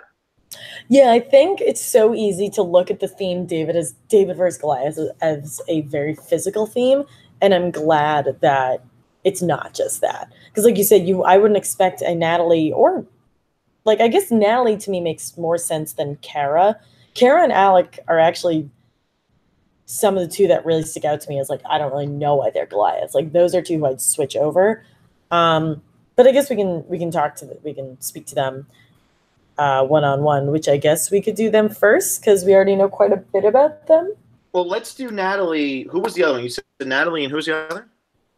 I lost you for a minute. Oh, who was it? It was Natalie, and who was the other one you said? Oh, you said Kara and Alec, right? Yeah. That's who we should start with? I mean, we could just knock them out. Maybe I think I might have zoned out because I was looking when you said Natalie, you wouldn't expect her. She's a CEO. I think that's what ends up putting her on here. Yeah. But yeah, let's knock out Alec and Kara right away. And I think Kara, honestly, I think Kara could be a first boot. When I look at Kara, and this really, maybe I'm a little skewed because I know like the whole TMZ thing came out, and like that makes me think like, why would you blow your chance if you made it really far? I just feel like Kara to me, she's a realtor. She's, Jeff was saying she's so good at her job. She was a cheerleader. She lives in San Diego. She's 30, but still looks like she's in her 20s. Like, I mean, I just think like if somebody's going to come out and rub her tribe the wrong way and put a target on their back like early for being just like, I don't know, she's not that strong in challenges and she's a little arrogant, I think it could be Kara. And so I don't know. That's just my take from Kara early. Yeah, you bring up a good point with if both of them go really far, why would they be so reckless? And also neither of them win because, well, at least Alec's banned from the reunion, and I would assume that the winner is not banned from the reunion. Call it a hunch. She has she has a decent description in each of her answers. Like, she's not like Carl, who, Carl or Pat, who gave just one-word answers. But I still don't feel like I know anything about her after reading her bio. The only thing that stuck out to me as kind of funny was her hobbies were friends. And she clarified that it wasn't the show. Her hobbies are her real friends. Yeah. So I thought that was kind of funny. I also like that it was running / biking / yoga, period, dancing / snowboarding. Like, why couldn't there have just been a slash between yoga and dancing? What makes dancing and snowboarding go together? If the CBS bios were written by the people or by people on CBS, because there's always some like weird grammatical problems in there. Someone used, I think, in one of the descriptions, I think vein was spelled. And I think it's written by the characters. I think they fill that would make a little more sense because Davey's, I feel like, wouldn't have, some things in Davey's description might not have been allowed if they were like sanctioned by CBS. But yeah, I mean, I guess if she wrote it, I guess it's a little different. But yeah, that is broken and odd. Yeah.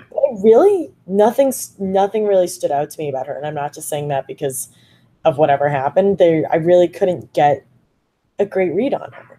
And she's the only one who used just Parvati as the person that she would play the game most like. So I think like, most of the people who say Parvati don't necessarily do too well on the season. Only Parvati can play the way that like she did. Like she played her archetype so well that no one will ever be able to do it again. Exactly. She ruined it for everybody. Thanks. She ruined everyone's fun. She said, and she also, she did say Figgy, except I'd avoid getting into a showmance at all costs. I like the boldness of comparing herself to Figgy. But can I say this? I feel like her and Alec might start up a little bit of a showmance. Like, why are they posting this together? And how is that going down? So that's... So did you see I watched the I've spent more time on TMZ in the past 6 months than I have in my entire life. I didn't even watch it, to be honest. Yeah. I mean, the video, it's not like they're like on top. Like, they're just like hanging out. But I don't know. I mean, maybe they're hooking up. Yeah, that could be a showman's thing. That would make sense. Maybe they're just so cool. I don't know. But I don't have much on Kara either, and it's not like I don't have like a bitter taste in my mouth because I don't really those things like I don't really care. Like honestly, like if you announce that you were on the cast beforehand, like that's your loss. Like that doesn't affect me. It's your problem. Like, that's like a you problem. So like that doesn't like it's not like I'm being bitter on this. Kara is honestly, even if that didn't come out, I think she'd probably be one of the people who I'm like, okay, like sure. Now Alec, I actually did like Alec. But it's crazy because we know Alec already is banned from the reunion, right? Like we already know that's like a fact that came out, right? See, past Alec, I feel I couldn't get much either. And I know we're all supposed to really hate him, but I just got like bro vibes from him. Like I know a lot of people on the internet don't like the bro type, but I wrote bro. Like I couldn't get much more than that. Can I be honest? Like when he says a guitar to sing "Kumbaya" by the fire, Like, that's what oh makes me my laugh. Because I'm God. assuming he's being sarcastic, but even if he's not, that's even better. I don't Like, think he is. so I'll take it either way. Then love it, Yeah. love it. Like "Kumbaya," like let's sing it. Let's go, man. Lead me on the way. Yeah. I mean, he's a bartender, so he's probably got a pretty decent personality, or at least talks to people. Yeah. I think people are going, I mean, it doesn't help that like he's already the face of all this negativity, but I think people are going to read the I relate most to J, Joe, and Malcolm and just immediately hate him, which sucks because like it's not his fault that he is like a surfer bro. But and so I think people are really just going to like double down on hating him. And I have like an extremely neutral view of him. I just, the only thing that comes to my mind is bro. I can't get anything past that. Yeah, I guess that's fair. I mean, so it's not positive or negative. I will hopefully go one way or another soon. Yeah, he doesn't like people who exaggerate during a story, but he's on a tribe with Johnny Mundo. So I can't wait to talk. I can't wait to talk about Johnny Mundo. I mean, let's save him.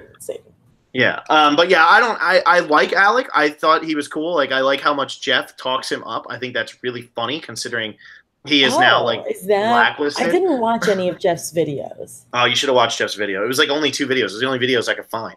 And Wait, what did he say? I'm surprised. He like loves Alec. Like Alec is so charming. Alec is this. Alec is that. But obviously, he said all of that before the game started. So I thought that was really interesting. Like if there's only 2 videos, I'm surprised that's when they chose to release. What was the other one? No, it was David's and the Goliaths. Like he breaks down the Davids. Yeah. He breaks down the Davids in one and then Goliaths in the other. But no, it's just 2 videos. One is about the David tribe. The other's about the Goliath tribe. That's it. Got it. Yeah, but they still don't talk in those videos. But yeah, I don't know. Maybe Alec will be cool. Maybe he won't. But I think we know he just won't be at the finale. So there you go. Yeah. All right, let's do Natalia here, who is an industrial engineer living in Irvine, California, 25. Says she's like Kelly Wentworth.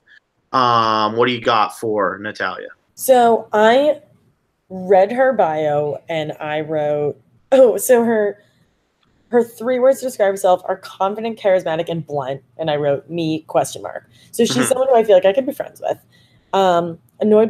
She seems to be annoyed by things. Let me find what her pet peeves were. It was people who don't clean their teeth properly. Oh yeah. It's the first thing she looks at. I mean, her teeth are ridiculous. Like, let's be honest. Her teeth are impeccable. And she does mention teeth a couple times in this, but that's something that's like she doesn't like people picking, like using twigs to pick their teeth. People are going to do that. So she seems to be annoyed by things that are going to happen on this show. And I'm getting a little Stephanie Gonzalez PTSD vibes from her because I was like, Stephanie Gonzalez is going to win this game. And then she was the first one out. So I'm nervous because I see that in her. I see someone very, very, who's probably extremely likable, very driven, very interesting, but also has a strong personality. I think it helps that everyone else on this tribe seems to have a really strong personality, so she can kind of hide behind that.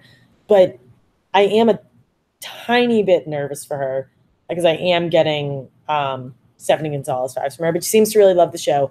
And I really liked her off the bat, so I hope that she lasts. Yeah, no, I like her. I mean, I think, on this tribe, I think that she's, she could be somebody who could fit in with a lot of people. If anybody's going to flirt, I feel like it's probably her, right? I mean, Kara, we talked about that, but I feel like this is going to be somebody who definitely can use her looks to her advantage, like going through this game. She's still young, but it seems like if you're already if you're doing like an industrial engineer, like you've done stuff. She said her dad is her inspiration because he left Jordan when he was 18 with no parents or friends and managed to become successful. Like, I think that she could be pretty good. I mean, she says Wentworth. I think that she has the potential to be pretty good. I mean, yeah, cleaning their teeth properly, that's just such a weird pet peeve. Because, does that mean she hates Johnny? Because, Johnny's teeth aren't that great. Like, Johnny's got a little messed up teeth. I mean, if you look at the rest of the people's smiles on this tribe, some nice-looking smiles, but, I know Johnny Mundo's got a little gap between his 2 front teeth there. Is he automatically out of her alliance? I don't know. I wonder if it's, the gap that is the issue or, his teeth are a little funky. Right. I don't know if it's the gap or maybe it's the coloring. Or some people, the plaque is a little more obvious than other. I don't know. We'll have to consult her on that. I'll tweet at her. If I can find her. I can only find, one person on Twitter. I'm going to have I have to like sit in my mirror and just stare at my teeth for the next 4 hours to make sure like we're allowed to talk about Natalia on this. Yeah, I know. I mean, if she's gonna watch this podcast, we better have some damn good teeth. We better. All right. Next, Angelina, who has a connection to Adam. Went to Stanford with Adam, I think, or like around the same time as Adam. Yeah, she went to Stanford. Adam posted a picture with her today. Oh, cool. So yeah. So that's Angelina. She went to Stanford and then Yale. She compares herself to Natalie Anderson in poverty. What do you? Comparison. Yeah, what do you got? I feel like she does everything.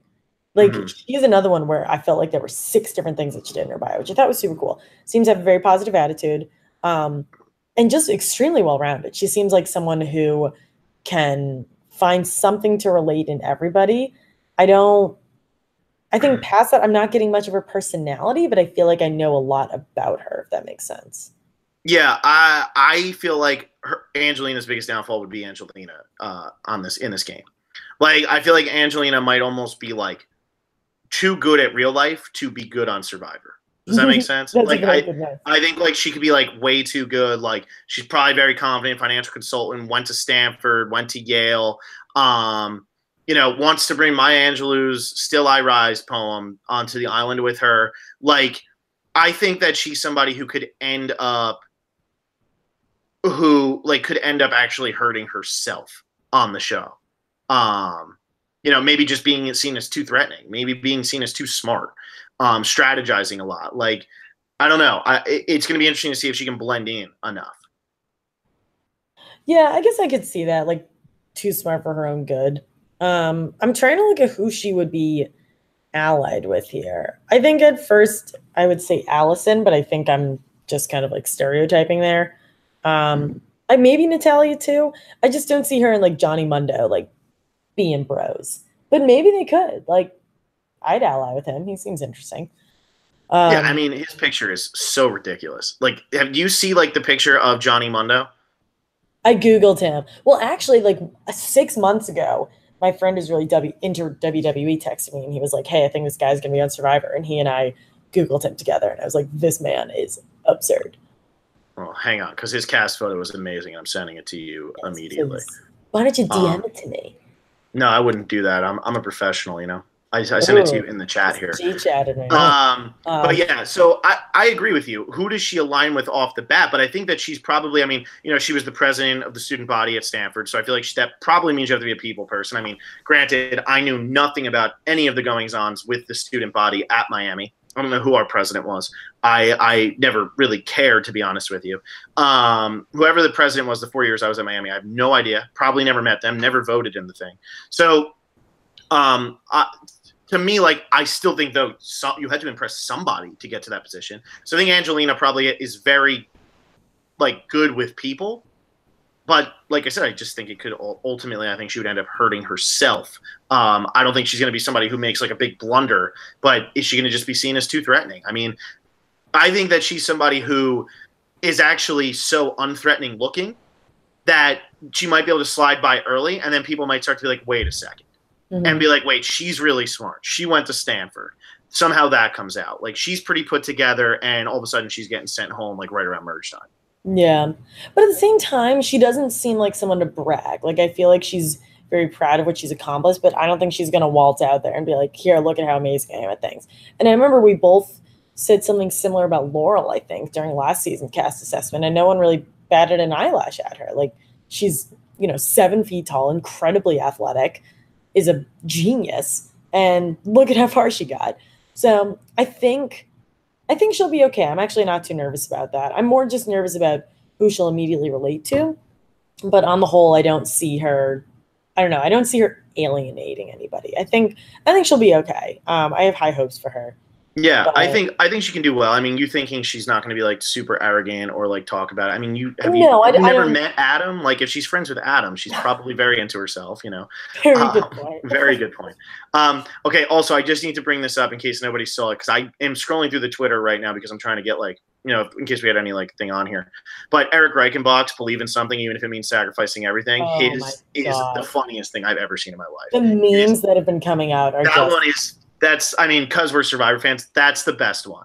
I That's mean, a that really is good one. absolutely epic, Eric. That is amazing.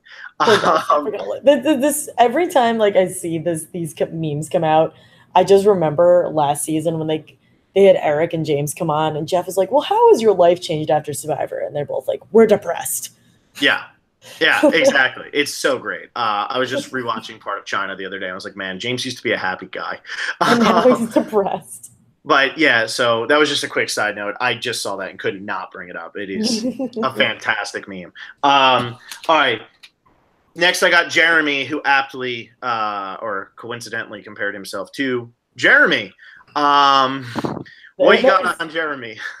He seems, I had very positive vibes on him. Who was I going to compare him to? Someone else.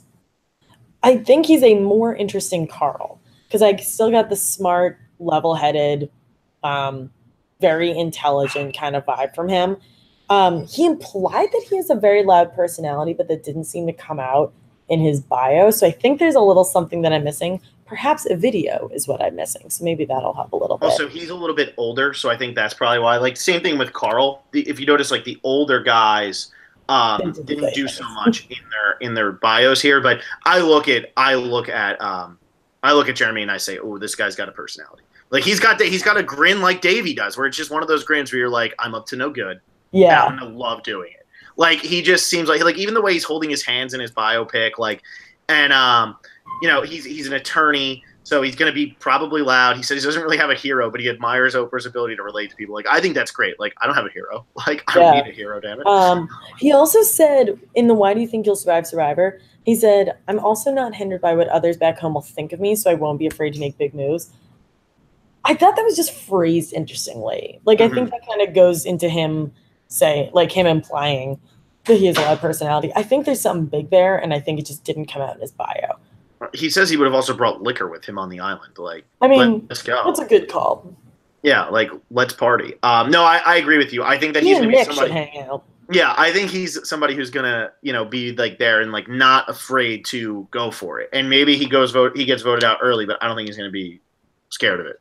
Yeah, I feel you. But yeah, I didn't get a ton on him, but I know there's some coming. Yeah, it's hard because he doesn't have that bio. But being an attorney, you know that they're gonna cause some sort of drama on this show, right? Yeah, so maybe he'll lie about that. Maybe he'll lie about being an attorney. I feel like that's something that people do not want to publicize. Yeah. All right, let's do Johnny Mundo here because he was actually at the top of my list here for this one. So let's go to Johnny Mundo now because now we've got to Kara. So then we can do our last four. But Johnny Mundo, obviously like the face of the Goliath tribe. Even if he goes home first, like he is the face of this tribe. Like look at that picture of him that I sent to you, like with his hair blowing, it looks like in the wind. And like his abs are perfect. He's a pro wrestler. He's got 80 nicknames. I mean, what's his one nickname? His one nickname was the Shaman of Sexy. Like, what in the world am I? So did you? I mean, my brother watched WWE, and I would just kind of like passively be there with him, but I don't know him. Like, what was his deal? Oh, I have no idea. I probably haven't watched WWE since I was in fifth grade. I'm gonna text my friend and ask for the lowdown on him because his bio is like wild. It's really funny. But at the same time, as much as it is like I'm cocky and I'm having a ton of fun with this, he also like compared himself to Mike and Cochran and referenced like Mike defending Shireen. Like he made some serious Survivor references that a lot of people wouldn't make immediately. And he seems to really understand the game. He must be a huge fan of Survivor. He seems very knowledgeable. I think his only thing is, will he get recognized? And he seems to have a loud personality and doesn't seem to care about that. How that's going to gel with his other tribe mates. See, I think he's in an okay position because Johnny Mundo is a wrestler. There's a big difference between being a wrestler and being an NBA player or being an NFL player. Like, people like look at Steve Wright. Nobody probably knew who the hell Steve Wright was. Like, let's be honest. Nobody knew who Grant was on that season. But once you hear NFL, you say to yourself, ooh, he's probably made over $500,000 in a year. Or he's made millions of dollars or something.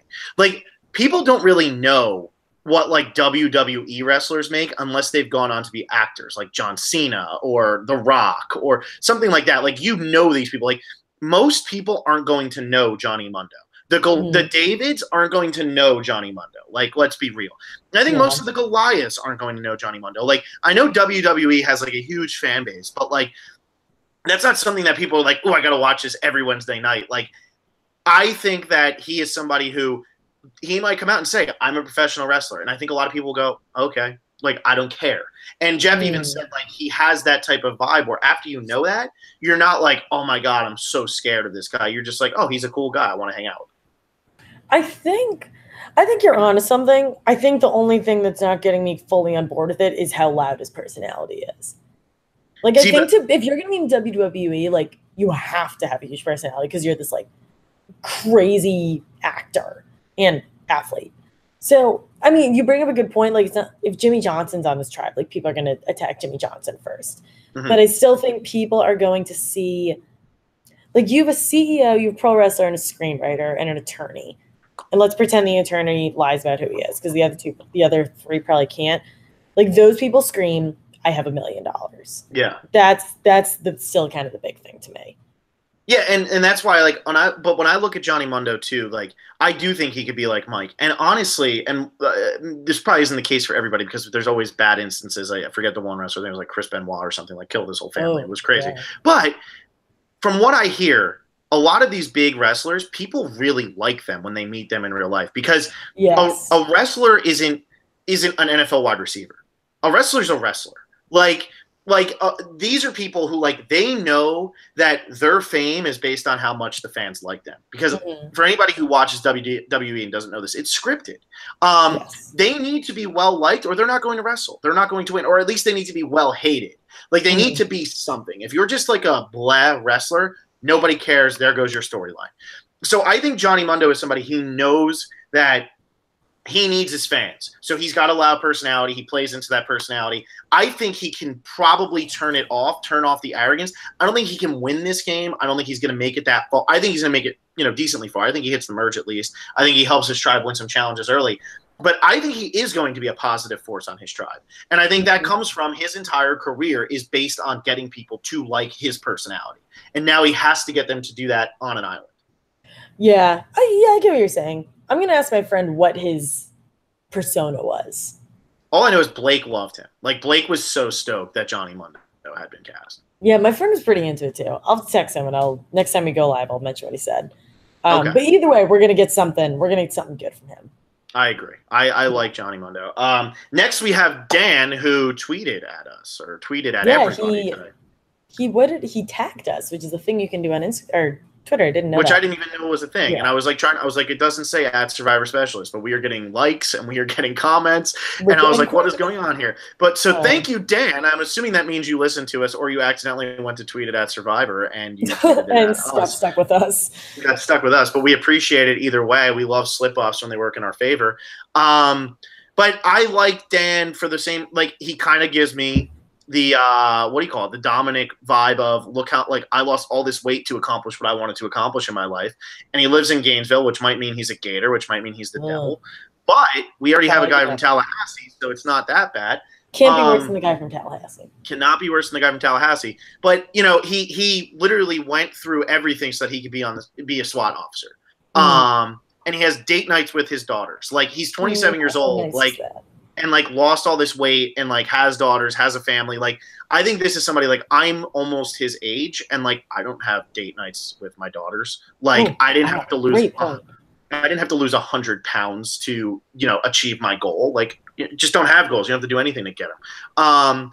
But, like, I look at him and I'm like, I think that this is somebody who I think he can do really well. Like, I really do. I look at, like, the way just his smile looks more sincere than half the people on this tribe. Also, why is he wearing a shirt? No other guy is wearing a shirt.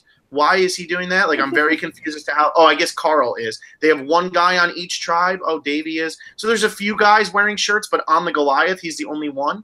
I don't know, but it's a very floral shirt too. But I think there's a lot to be said for somebody who goes through as much as he did to achieve his goal, and I think that that's going to, be very, very beneficial to him in this game. Yeah, he really stood out to me too. He's one of, like, definitely an early favorite. Good point on him wearing a shirt. I didn't even notice that. So he has a really goofy smile. He did finger guns in his group photo. Like, he seems like a funny, kind of goofy guy. And you see SWAT officer and you think something very different. But I think he seems like you just said, he has date nights with his daughters. Like he seems like a down to earth, just a genuinely good guy who also happens to be like a badass SWAT officer, which it sounds like he really works towards, which is even more impressive. He also, it's not mentioned in here, but I think he was one of the people who was mentioned in. He might have been in the intro in the Go Silent finale, but for whatever reason, I found some article on the Hollywood Reporter. So he's big quotes on like was internet famous. He was one of the cops, I think, during Hurricane Irma, when they were evacuating everybody. They like took a picture and like posted it on their Facebook, and he blew up. And he was one of those like hashtag hot cops, where he like had a decently normal smile, and everyone's like, "Oh my god, this cop is so hot." So he like has been on the internet before, so that was kind of cool. And I like that he's not really like talking about that too much, because he seems like a pretty down-to-earth, low-key guy. But he stuck out to me pretty much immediately as someone who I really liked. But he is one of the younger people on the season, which is crazy. Which is crazy. Exactly. I feel like he gives off an older vibe, and he's one of the younger people. Yeah, exactly. And maybe it's because he has kids. Maybe it's because he's like a SWAT officer. He like has his life together. Yeah, and we're like 2 years away from that, and I would say we don't. Well, I'm less than I'm like months away from that, Alexa. Like I'm months away from that, and guess what? I am. No, I'm not there yet. You know, it's great, but I live in LA. Everything's hollow out here, so you know. Yeah. Well, he lives in Gainesville. Let's not give him too much here. Well, he lives in Gainesville, but like living in Gainesville, maybe there's like more motivation to like actually get your life together. In LA, it's like if you have your life together, people stop talking to you. They're like, "What's wrong with you?" You know, stop being like good. Nobody likes that out here.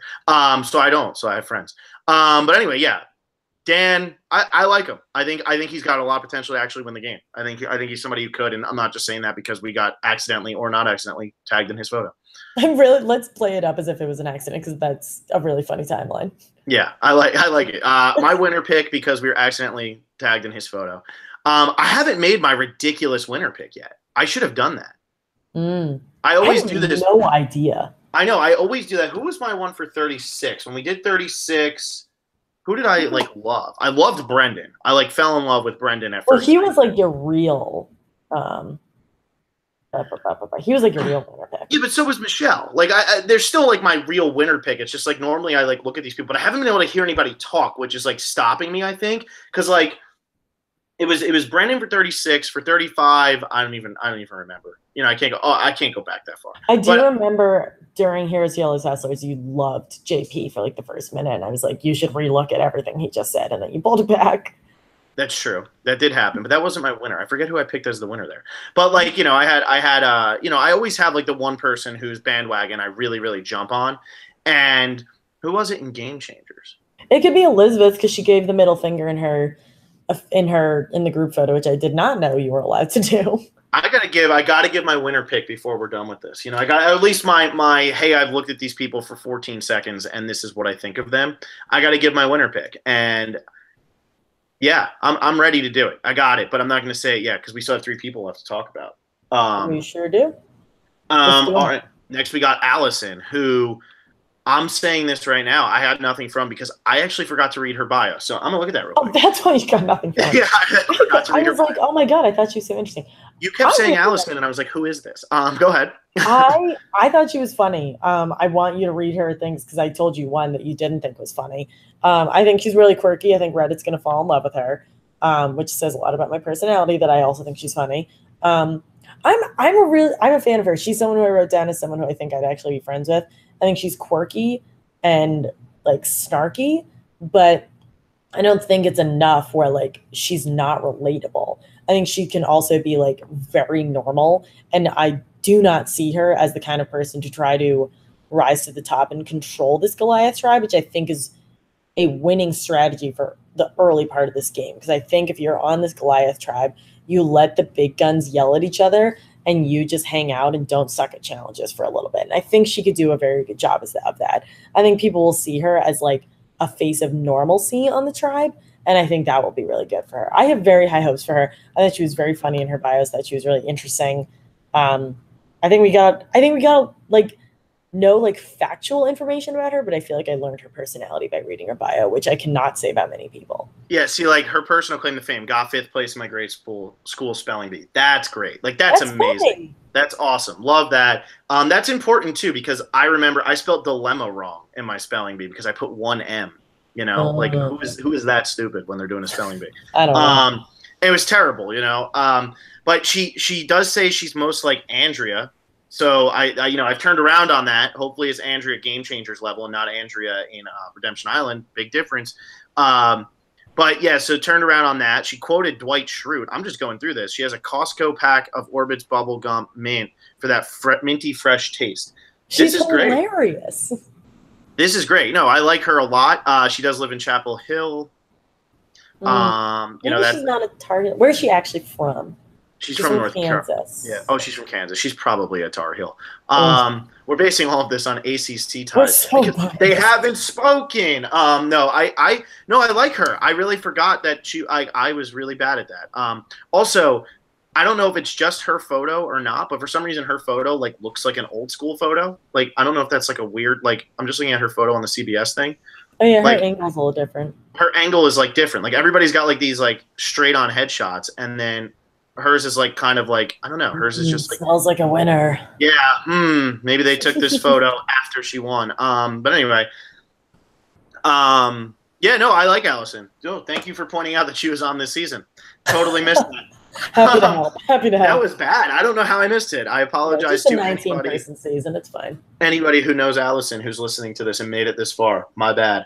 All right, so we're not going to end with Mike because Mike is next. The last one is Natalie. So we're going to Mike White, who says he's like Penner and Rob C., which I totally buy. He's obviously like Penner. He's a writer. Penner was a writer.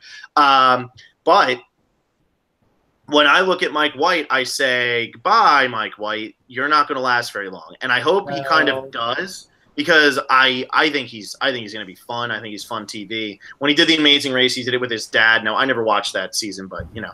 Let's say if you've never watched it, let's hear it. But, okay, first of all, his pet peeve is he's impatient with bigots. Crazy stuff. Like, who is impatient with bigots? That's just insane. I know, it'd be like pet peeves, Nazis. Like, yeah, exactly. I don't like racist. Oh. Wow, there's something wrong with you. So I like Mike. Like, I think Mike is going to be fun too. There's a reason he was on The Amazing Race twice. There's a reason he was in School of Rock. Like, there's like a reason, like, this guy has been like successful in the land of hollowness. As now I'm going to refer to it. I don't know why. I just love that now. But did you see that he wants an underwater scooter? I did see that he wants an underwater scooter. So that's cool. A sea bob for the ocean. What's like, a sea bob? I have no idea. But I think that this is somebody who's been very successful in his life. And I almost feel like he's like a Jeff Kent or a who was the other one? It wasn't just Jeff Kent. Who was the other? Oh, Jimmy Johnson. This is just something he really wants to do. And I think that's something I think there's a lot to be said for that. But I also think that when you're as recognizable as Mike White, and if you're on the Goliath tribe and you're Mike White, people are going to be like, all right, buddy, what'd you do to get here? Now, I think he's going to make people laugh. I think people are going to love his personality. But he's 47 years old. He's not going to be the strongest. And they might use that as a reason, or they might say, this guy is so likable, he's going to beat us all in the end if we keep letting him hang around. Yeah. I can. That's a good point. I didn't know he was on The Amazing Race twice, so I think it definitely speaks to like his TV personality. He's definitely going to have a lot. I can't imagine he lasts very long. You bring up a good point. He's probably just someone who he definitely loves this show, and he just wants to go on it and have the chance to try it. I feel like he has. I don't know who he can pair with, because I was going to say he has to pair with Johnny Mundo, but now you're kind of talking me off the ledge that he might not be as obvious as other people. So maybe Johnny Mundo will go to him, but I think anyone who's watched School of Rock, so anyone under the age of 30 on the season, is going to instantaneously know who this guy is, because I didn't know he was a screenwriter. And past School of Rock, I didn't know what other movies he was, but I think that movie was like so iconic for our generation that he's Ned Schneebly, like the first thing you think of. So I don't know how he's going to hide. That's going to be tough. They even put in parentheses school, which I was like kind of surprised at. Did my internet just crap out? No. I'm trying to open up his. Now. I'm trying to open up his IMDb page. Yeah, he did The Good Girl, and he wrote Orange County, which is like actually like another one of those movies. It's like a smaller movie, but he liked it. He wrote the Emoji Movie, so maybe that's not that great. But he also wrote Pitch Perfect 3. So for every bad one, there's a good one. I didn't see it, but Pitch Perfect 1 and 2 were pretty good. Nacho Libre, great movie. Great dark comedy. Love that movie. So yeah, and like he's in a lot of these movies that he writes. Like so. I don't think he's going to be instantly recognized, but what's going to end up hurting him is like, hey, you're that guy from School of Rock, or you're that guy who should not be on the Goliath tribe based on how you look. Yeah, great point. Yeah. We'll see how he is at challenges. Very curious about that. Yeah, exactly. Like I'm curious, but I think he can align with some people. Maybe he does align with Johnny Mundo. Maybe Johnny Mundo and him have a lot in common because they're both actors. Maybe they can get like somebody like Alec and all of that. I mean, I think that there's some opportunities here. Yeah, we'll see. He's probably the biggest name going into the season. Yeah, exactly. Mm-hmm. And then last but not least is Natalie, who is absolutely awesome. What was her line of bust a grape? Can't bust a grape. What is busting a grape? Literally never heard that in my entire life, but I am hoping that we get that said at least 45 times during this season. I want that to be like how Dominic would just talk about his idol all of last season. I want her to talk about busting a grape. Yeah. What did she say in people who talk too much, listen too little, and can't bust a grape? I'm going to Urban Dictionary. Actually, I'm not going to do that. I'm going to. Yeah. I don't think that would get you the answer that we're assuming we would get. She said people who tend to say no before they consider the yes, and people who are quitters as they are too lazy, ignorant, or combination thereof to do better. Either way, I think she's great. Yeah, I'm super into her. I'm just a little nervous for her. She's 56. She's yeah. To me, it's not even the 56 thing. I think like she clearly knows how to manage people, but I think this is a group of people who doesn't want to get managed. Yeah, and I don't think she will, though. I don't think she's going to manage people. I mean, she loves it. She picked Kim Spradlin as her number one. Yeah, and she had such shade to throw at her. She was like, I'll be a little more fun than Kim was. Yeah. Exactly. I would bring more excitement to the game than she did that season, as it was a bit predictable. Yeah, just a bit, Natalie, just a little. We couldn't tell who was going to win from, day 4. But no, I really like Natalie. I'm scared because she's 56, but at the same time, does Natalie look 56 to you? Because she doesn't look 56. I don't think she looked. I would not have guessed 56. No. I mean, maybe 40s, but 56 to me seems old. Like, I don't think she looks that old. And, there's an older tribe. You have Mike White, who's 47. You have Jeremy, who's 40. You have Johnny Mundo, who's 38. That could be a 4-person alliance right there. And to be completely honest with you, those are probably the 4 most successful people also on this tribe, at least at this point in their lives. I mean, Natalia is an industrial engineer, so like there could be something to say. Obviously, there's a lot to be said for that. But I think those are 4 very successful people who might say the only way we're making it is if we all stick together. And Natalie might not be great at challenges, but like I think she'd be great TV, and I wouldn't be surprised at all if she's able to fit in pretty easily with some people on this tribe. Yeah, she was probably like top 5 people that immediately stuck out to me, and I'm super excited to see how she does. I was very into her reading her bio. Yes, I agree, and I hope we can hear her speak soon because that'd be cool. I would like that. Yeah. No. So I really like that. Alexa, now that we've discussed it, what's your take on the Goliath tribe? I like the Goliath tribe. I like them a lot. I think there's a little more personality on their tribe. But I think there are more people that, like, I think Natalia, Allison, and Angelina are all people who I know. Like, for as many larger than life people there are, like Mike White, Johnny Mundo, Natalie, there are those 3 who seem like not your average people because they're obviously like incredibly intelligent, but people who I could like see myself hanging out with as like a decently normal 25-year-old. So yeah, I think I see more chemistry on the Davids, but I think I'm gonna like watching the Goliaths more. Yeah, and honestly, like, I don't think that anybody really stands out as I actually think you might see more chemistry on the Goliaths. I think this is a pretty well put together tribe. Yeah, they're all leaders, maybe. And you have the publishing CEO and you have the SWAT officer who wants to lead, probably the attorney. But I think that this is like a well constructed tribe. I mean, you look at this tribe and you're like, wow, that could be like an all-star Survivor tribe. Like, just from looking at them. You know what I mean? Like, you have like a good mix of everything. So obviously it won't be an all-star Survivor tribe because one of them is going to go very early at least. But, we know Kara and Alec are never going to be asked back. But I just look at this tribe and I'm like, yeah, they could win like every challenge because I don't really see them butting heads too much with each other. I just don't know where Kara, like I see Kara, Alec, this is all stereotyping. Kara, Alec, and like Natalia hanging out. Like I don't see Johnny Mundo like approaching them. I see like your big time Goliaths working together.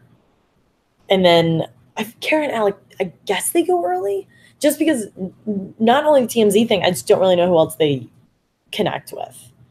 Yeah, no, I agree with you. I agree. I think this is an older tribe that if you let's say Johnny Mundo, they lose like the first immunity challenge and you sit there and you're like, okay, Johnny Mundo I feel like will be in control probably. He's also the biggest guy, so he's not going to be the first one to go home. If he can get one of those younger people to go, I think Kara's in a lot of danger of being the first boot on this tribe. If he gets one of those younger people to go home early, all of a sudden the whole dynamic of this tribe changes. And now you're like, I look at somebody like Allison and Dan, I could see them working really well with the older group of people here. I really could. I think Jeremy can work really well with that group that I kind of rattled off. I do think Natalia could be in a little bit of trouble because I do think that there's a shortage of people maybe that she's going to relate to. Now, I think Natalia could easily win this game. But yeah, I don't know. It's tough with this tribe because there's so many really like this tribe to me looks like the tribe that has the winner of the game on it. Which is funny because I feel like there's going to be so much emphasis on like the Davids and the underdogs. So I think it would be funny if Goliath ended up winning. Just like Malolo. Remember all that emphasis, and stop. We need somebody. Yeah. Oh, that's what we should do. I want Bust a Grape to be the new Navidi Strong. That's what I want. Ooh, hashtag Bust a Grape. Hashtag Bust a Grape. I want to hear that. Hot take, winner pick. Hot take, winner pick. Doesn't have to be official. No, it's not going to be official. Okay, I'm going to pick a guy and I'm going to pick a girl, and then I'm going to tell you who's going to win out of the two of them. I'm going to go with Gabby, and I'm going to go with Dan. Damn it. Did I take your two? Maybe. Oh man.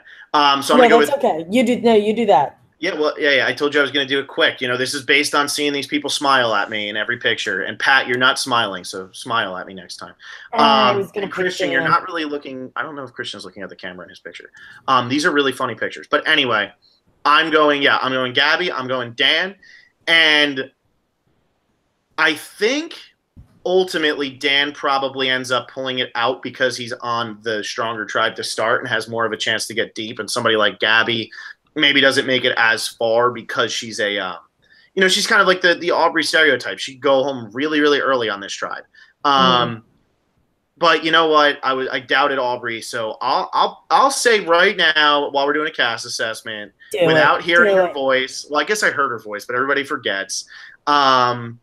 I'll say Gabby. I'll say she's 25.